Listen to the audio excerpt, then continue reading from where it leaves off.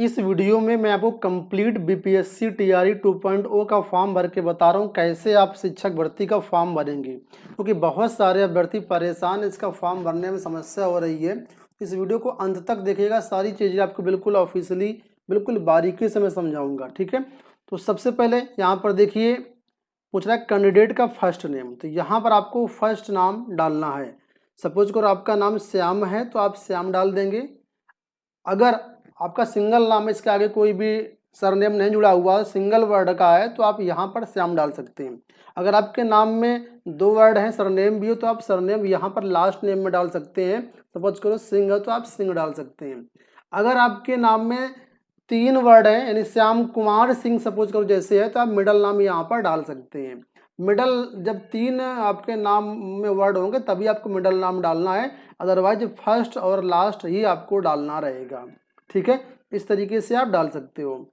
अब यहाँ पर पूछ रहा है फादर्स नेम। तो फादर्स नेम में जो भी आपका फादर्स नेम वो यहाँ पर आप इस तरीके से टाइप कर सकते हो।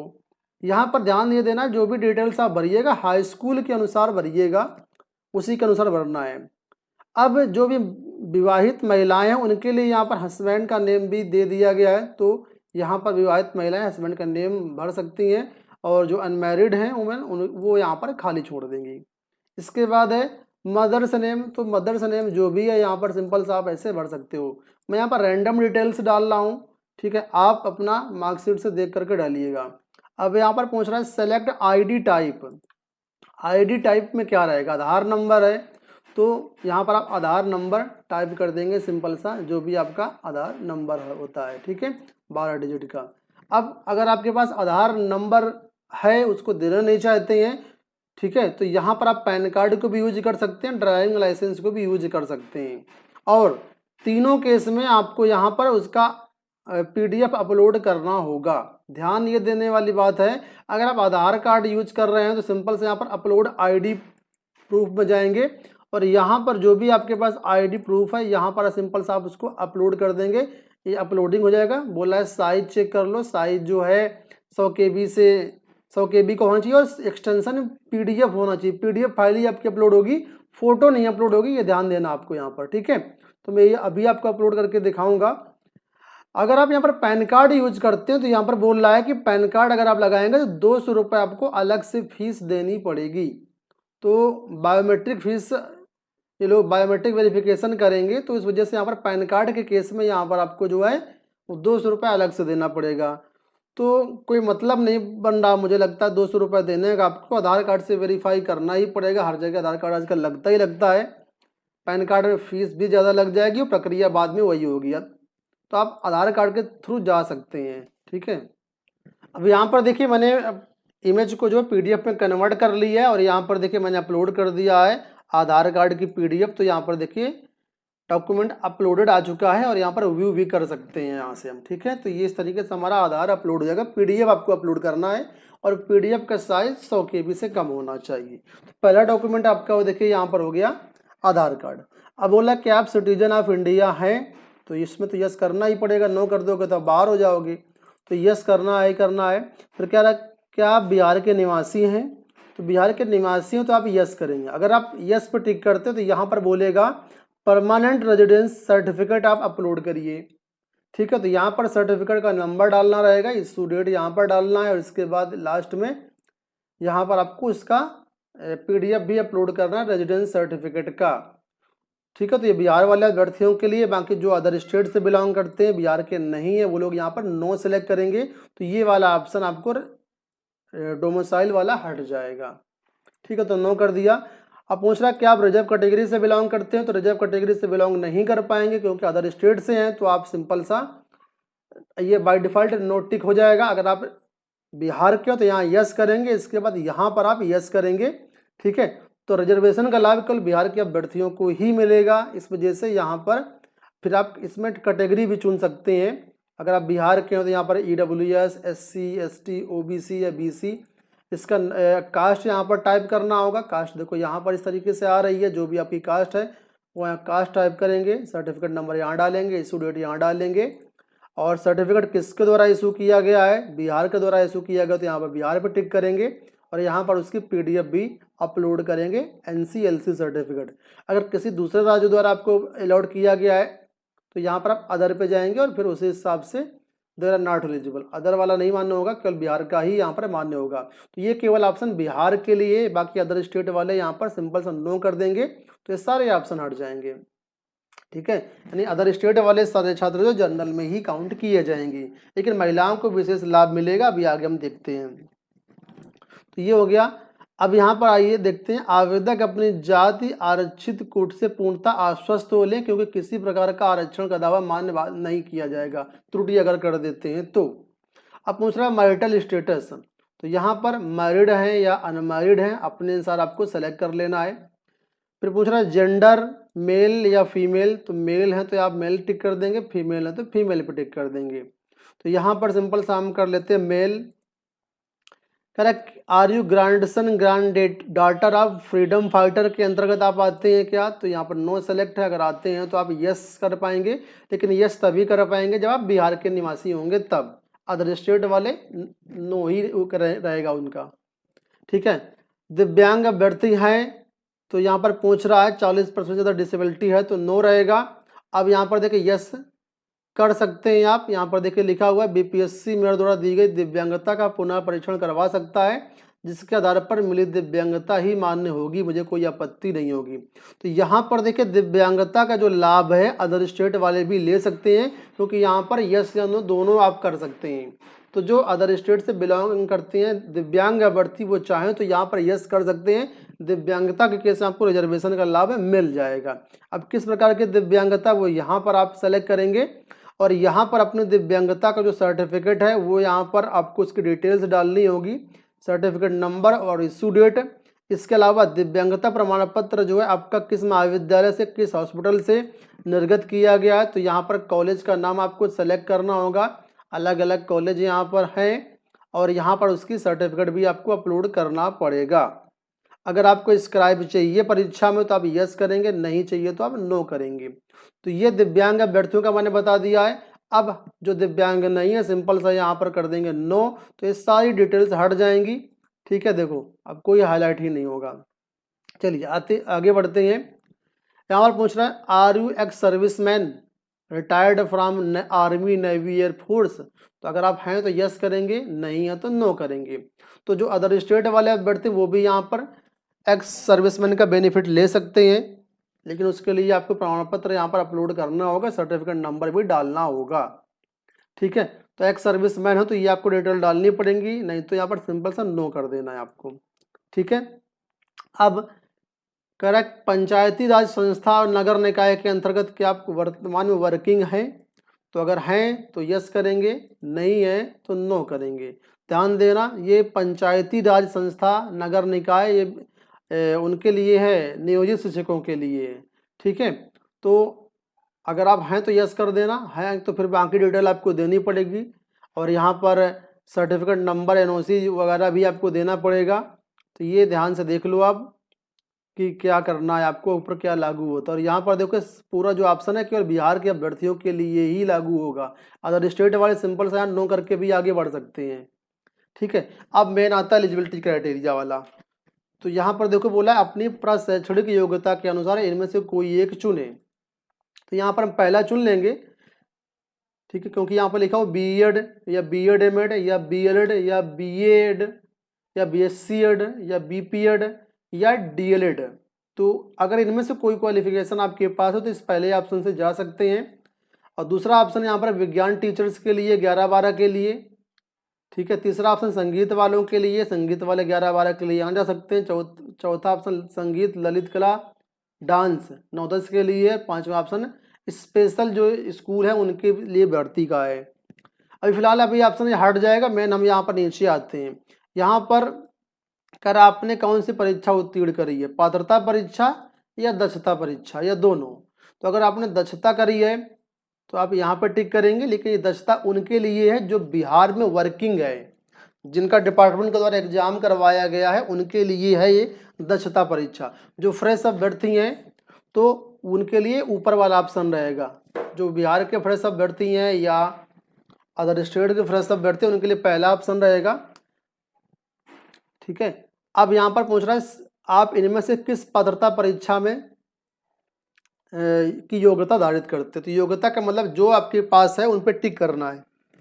कह रहा है सीटेड पेपर 2 या बीटेड पेपर 2 या दक्षता परिचय कक्षा 6 से 8 है, तो आप इस ऑप्शन पे जा सकते हैं। तो जो अभ्यर्थी बिहार के हैं, अदर स्टेट से, अगर आपके पास सीटेड पेपर 2 है या बिहार टेट आपका पेपर 2 हो, तो आपको यही ऑप्शन टिक करना यहाँ पर है। ये कक्षा 6 से 8 की भर्ती के लिए ऑप्शन दिया गया है, यही मेन एलिजिबिलिटी है 6 से 8 के लिए, ठीक है, लिखा भी है आगे। फिर दूसरा, अगर आपने बिहार एस्टेट पास किया हुआ है तो आप इस ऑप्शन पे भी टिक कर सकते हैं। इस ऑप्शन पे टिक करने का मतलब है आप जो है टीजीटी के लिए एलिजिबल हो रहे हैं यहाँ से, ठीक है। इसके बाद अगर आपके पास बिहार एस्टेट पेपर 2 है तो आप यहाँ पे भी टिक कर सकते हैं। तो यहाँ पर देखो, जैसे हमने टिक किया तो बोला please select Bihar estate paper first age relaxation, तो इसको हम टिक कर लेंगे, ये आगे वाला बता रहा है। तो यहाँ पर जैसे हम एस्टेट पेपर फर्स्ट चुन रहे हैं तो यहाँ पर 3 ऑप्शन आपके पास और आगे खुलेंगे। इसमें बोला गया माध्यमिक शिक्षक पात्रता परीक्षा एस्टेट पेपर 1, और आगे बोला गया 4 साल का एज रिलैक्सेशन मिलेगा आपको। कब, किन किन विषयों के लिए, तो ये विषय यहाँ पर दिए गए। इन विषयों से किसी से भी आप फॉर्म भरना चाहते हैं तो 4 साल का एज रिलैक्सेशन ले सकते हैं। इसके बाद ये नीचे कुछ विषय दिए गए, इस पर टिक करते हैं तो यहाँ पर बोला आपको 10 साल का एज रिलैक्सेशन मिलेगा अगर आपको ज़रूरत है तब। और आपके विषय ये विषय आपके पास अगर अवेलेबल हैं, इन विषय से आप स्टेट दिए हैं, तभी आपको ये ऑप्शन चुनना है। इनके अलावा कोई दूसरा विषय है, आप दूसरी कैटेगरी से हो तो आप अन्य पर भी जा सकते हैं, ठीक है। तो हम यहाँ पर टिक कर लेते हैं पहला ऑप्शन। आप अपने अनुसार जो आपके ऊपर लागू होता है आप टिक कर लेना। फिर इसी तरीके से अगर आप पीजीटी का भी फॉर्म भरना चाहते हैं तो यहाँ पर आप जो आप एलिजिबल जिस पोस्ट के लिए उस पोस्ट पे आप यहाँ पर टिक कर सकते हैं। ये देखिए स्टेट पेपर 2 और यहाँ पर सब्जेक्ट आपके यहाँ पर देखो दिए गए हैं। इसके बाद स्टेट पेपर 2 10 साल का रिलैक्सेशन मिल सकता है आप लोगों को, और विषय यहाँ पर ये दिए गए। अगर आपके ऊपर ये लागू होता तो आप इस पे जाइए, ऊपर वाला लागू होता तो ऊपर वाले पे जाइए, और अगर आपका अन्य लागू होता तो आप अन्य वाले पे जा सकते हैं। तो ये ऑप्शन आपके पास दिए गए हैं। नीचे आइए, यहाँ पर बोल रहा है सीटेड पेपर 2 का या बिहार टेट पेपर 2 का या दक्षता परीक्षा के बारे में जो डिटेल्स है वो भरिए। तो यहाँ पर सर्टिफिकेट नंबर आपको डालना, जो भी सर्टिफिकेट नंबर है आपका सीटेड पेपर 2 में या बीटेड पेपर 2 में वो डाल सकते हो। अगर नंबर नहीं हो तो आप NA भर सकते हो। और इशू डेट, मार्कशीट या सर्टिफिकेट में आपकी इशू डेट लिखी होगी। इसके बाद यहाँ पर उसका आप PDF अपलोड कर दोगे। सपोज करो ये एक PDF हमारे पास डेमो के लिए पड़ी है तो हम इसने यहाँ पर इसको अपलोड कर दिया, ये देखो अपलोड हो गया।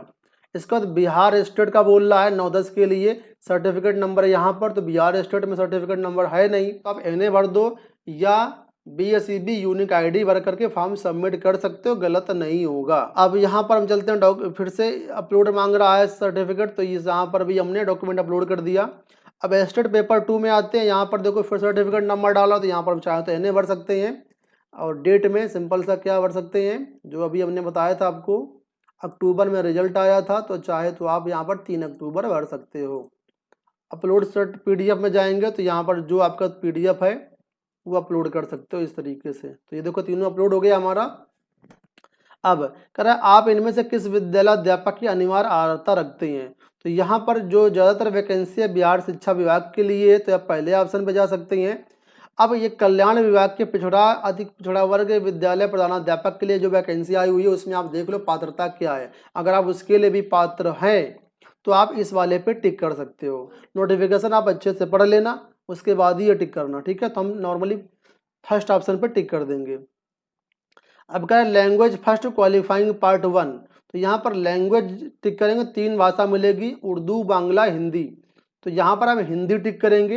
अब आप चाहें तो उर्दू, बांग्ला जो आपके ऊपर लागू होती है, जो आपको अच्छी कमांड है उसका भर सकते हो। ये आपका एग्ज़ाम के लिए है, जो आपका एग्ज़ाम होना उसमें लैंग्वेज का भी एग्ज़ाम होगा जो क्वालिफाइंग नेचर का होगा, उसके लिए पूछ रहा है, ठीक है। अब यहाँ पर डेट ऑफ बर्थ डाल दीजिए, तो हाँ टाइप हो गया देखिए, ठीक है। मंथ में मार्च डाल देते हैं, ईयर में 85 डाल देते हैं, ठीक है। आप अपने डेट ऑफ बर्थ डालिएगा हाई स्कूल के अनुसार। अब यहाँ पर देखिए पूछ रहा है किस पद के लिए आप आवेदन करना चाहते हैं। 6 से 8 की वैकेंसी के लिए, तो आपको यहाँ पर टिक कर देना है। अब यहाँ पर एलिजिबिलिटी क्राइटेरिया आपको दिखा दिया गया कि ये एलिजिबिलिटी क्राइटेरिया है, आप इसमें देख लो एलिजिबल हो या नहीं हो, तो आप अच्छे से देख लो, बाकी आपको पता ही होगा एलिजिबल है कि नहीं है। अब कह रहा है किस सब्जेक्ट के लिए आप आवेदन करना चाहते हो, तो यहाँ पर सब्जेक्ट भी है अंग्रेजी, उर्दू, गणित विज्ञान, संस्कृत, सामाजिक विज्ञान, हिंदी।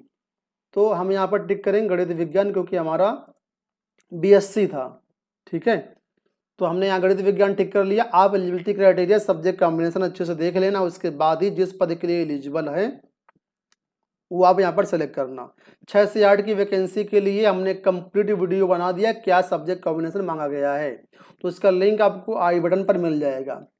अब यहाँ पर पूछा है check if you want to apply for educational department class 9 to 10 general subject and class 9 to 10 special school teacher. अगर आप इस ऑप्शन पर टिक करते हैं तो आप 2 डिपार्टमेंट की वैकेंसी में एलिजिबल हो रहे हैं, फॉर्म भर रहे हैं, और बाद में इनके प्रमाण पत्र आपको देने पड़ेंगे। जनरल सब्जेक्ट का मतलब जो नॉर्मल स्कूल है उनके लिए बात की जा रही है, और स्पेशल स्कूल की बात की है तो जो दिव्यांग अभ्यर्थियों के लिए वैकेंसी अलग से उसी नोटिफिकेशन में आई हुई है।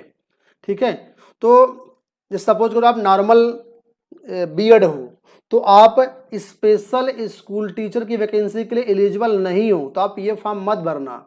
ठीक है, आपको केवल जनरल सब्जेक्ट वाला ही यहाँ पर फॉर्म भरना है, और जनरल सब्जेक्ट के लिए यहाँ पर ऑप्शन दूसरा वाला दिया गया, देखो यहाँ पर लिखा हुआ है, टिक करेंगे तो लिखा हुआ है class 9-10 teacher education department select for general subject only not for special school teacher.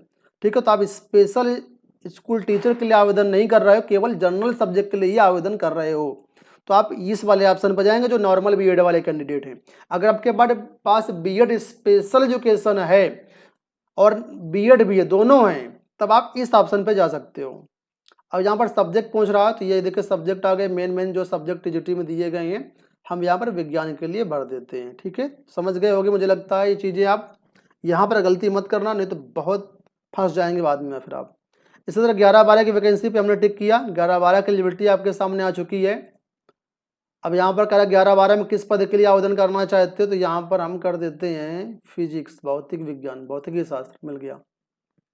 तो इस तरीके से भरना है। मैं आपको रिकमेंड करूँगा कि हमारे चैनल पर जा करके आप जो है वीडियो देख लेना जा करके। कौन सी वीडियो है, यहाँ पर मैं ये दिखा देता हूँ, ये देखो 3 वीडियो पीजीटी का है और टीजीटी का भी है और 6 to 8 वाला, तीनों वीडियो में हमने आपको सारा कुछ समझाया हुआ है, उनको देख करके ही आप फॉर्म भरना, नहीं तो बाद में आपको समस्या हो सकती है।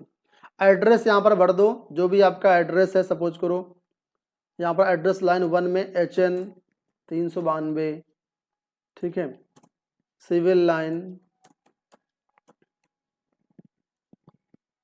लाइन्स कानपुर, ठीक है, स्टेट, अच्छा सेलेक्ट करने के लिए आ रहा है उत्तर प्रदेश डाल दिया हमने, पिन 208001 ये डाल दिया। अब पूछ रहा है एड्रेस फॉर परमानेंट रेजिडेंस, तो परमानेंट के लिए अगर सेम है तो आप सेम टू सेम यहाँ पर आप टाइप कर सकते हो HN, फिर से यहाँ पर टिक वाला ऑप्शन नहीं है, नहीं तो टिक कर देते तो ज़्यादा सही था, चलो टाइप करना पड़ेगा।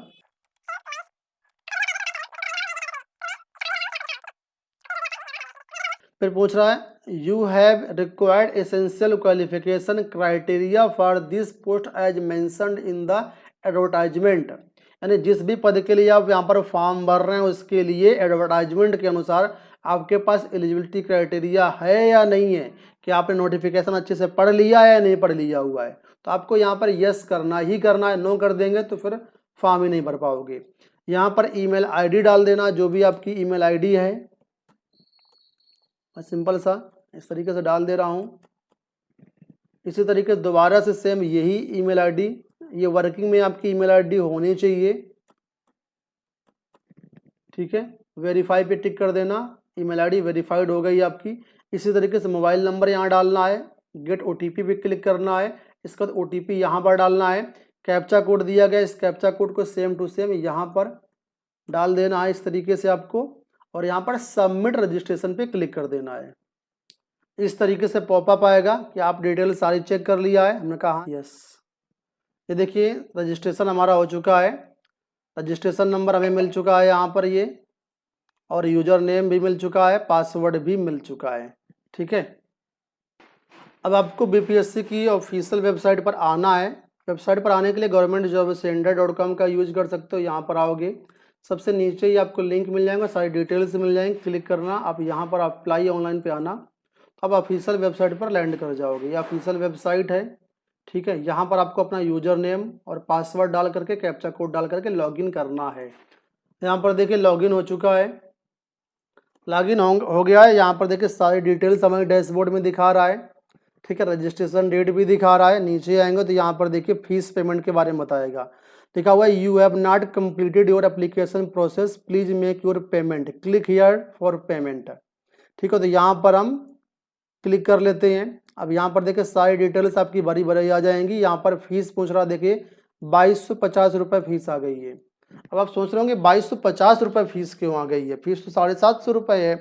तो एक्चुअल में दोस्तों क्या हो रहा है, जितने पोस्ट के लिए आप आवेदन करेंगे उतनी फीस आपको यहाँ पर देनी होगी। सपोज करो आप 3 पोस्ट के लिए आवेदन करना चाहते हैं, जैसे सपोज करो हमने यहाँ पर जो भर के फॉर्म दिखाया वो तीनों पोस्ट के लिए दिखाया आपको। जूनियर के लिए 6 से 8 के लिए भी, टीजीटी के लिए भी, पीजीटी के लिए भी। तो आप कैलकुलेशन कर लो, 750 रुपये फीस लग रही है एक लोग को।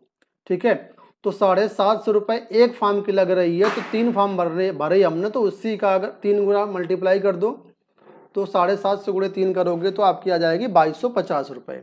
ठीक है, तो इस हिसाब से यहाँ पर फीस बन रही है 2250 रुपये। तो इतना फीस आपको पे करना पड़ेगा अगर आप तीनों के लिए फॉर्म भरेंगे। एक के लिए फॉर्म भरेंगे, टीजीटी के लिए या पीजीटी के लिए या जूनियर के लिए, तो उस हिसाब से फीस लगेगी आपको। प्रोसीड पे क्लिक करना है, ओके पे क्लिक कर लेना है। इसके बाद यहाँ पर देखिए अब कुछ आपको यहाँ पर पोर्टल की चार्जेस भी वगैरह भी देना पड़ेगा। देखिए 2250 रुपये हमारी फीस हो गई। अब यहाँ पर 27 रुपये 97 पैसे ये कन्वींस फीस लग रही है, ये ICICI बैंक को जाएगी फीस। और यहाँ पर GST भी लग रहा है 5 रुपये, टोटल फीस बन रही है 2283 रुपये। ये जब आप डेबिट कार्ड से पेमेंट करें तब है। ठीक है, और बाकी आप नेट बैंकिंग से भी कर सकते हैं। नेट बैंकिंग करेंगे तो ये देखो कन्वींस फी आपकी हट जाएगी, केवल 2250 रुपये ही पे करना पड़ेगा।